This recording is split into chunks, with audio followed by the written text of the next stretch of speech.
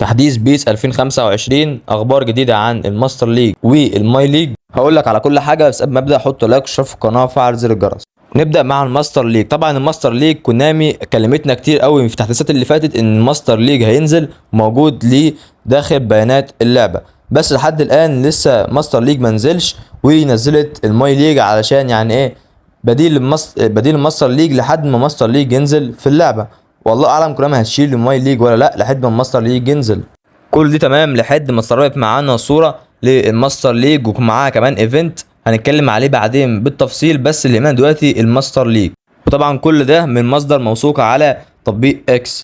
بس انا عايز اقول لك لو ماستر ليج هينزل صعب جدا ان هو ينزل في بيس 2025. بيس 25 هيبقى فيها حاجات قويه جدا ومنتظرين منها احداث عظمه وحملات قويه منها، بس برضو صعب جدا ان الماستر ليج ينزل وسط كل الحاجات اللي بتحصل دلوقتي في بيس ينزل معاه الماستر ليج. غير كمان ان الماي ليج موجود ومبقالوش فتره كبيره قوي يعني، بس موجود، بس برضو محدش بيهتم بيه ومحدش بيلعبه. وده ان 3 حاجات ممكن تحصل من كونامي، والاولى ان هي ممكن تنزل الماستر ليج، ودي تماما مع رايي ممكن تبقى حاجه مستبعده، واما تعدل على الماي ليج، وخصوصا كمان ان هو هيبقى فيه تعديل جبار قوي في الجرافيك في بيس 2025. وبرضك سبب كمان ان هو ممكن تعدل على الماستر ليج ان مفيش حد بيلعبه ومفيش حد بيهتم بيه، فدي برضك سبب ممكن يحصل في بيس 25.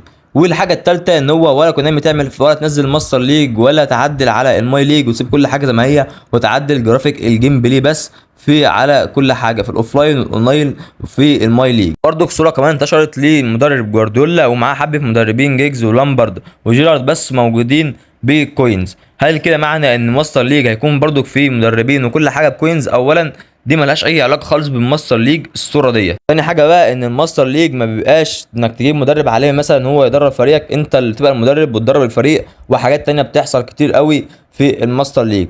معنى كده انك مش هتهتم برضك بالماستر ليج بالكوينز زي ما هو ظاهر في الصوره ان مدربين بالكوينز. ده هتلاقيه تحديث على القوائم ممكن يحصل وممكن لا، هي برضك صوره منتشره على صفحه موثوقه في موقع اكس. برضك في اخبار تؤدي لحاجات كويسه ان اف سي خسرت تراخيص نادي اي سي ميلان وانتر ميلان. طبعا زي ما احنا عارفين نادي اي سي ميلان وانتر ميلان شركاء مع كونامي في اي فوتبول، فكل حاجه كده تؤدي ان ممكن كونامي تهتم شويه باي سي ميلان وانتر ميلان وتنزل معاهم حملات قويه للناديين دول مثلا في 2025 بعد الحمله الجباره اللي موجوده دلوقتي. طبعا الحمله دي هتكمل وهتخلص وينزل معاها كمان حمله او حملتين عشان ينزل بيس 2025، فممكن كونامي تهتم بالنادي دول شويه وتنزل لهم حملات او فعاليات جامده في بيس 2025. طبعا زي ما احنا عارفين فيفا معاه تراخيص اغلب الانديه او كل الانديه تقريبا، فمش فارقه معاه ناديين 3 يروحوا منها، طبعا زي كونامي معاه تراخيص كام نادي يتعدوا على الصوابع. وبس كده يا صاحبي، دي كان الفيديو النهارده. ما تنساش تعمل لايك وشير للفيديو، اشترك في القناه وفعل زر الجرس.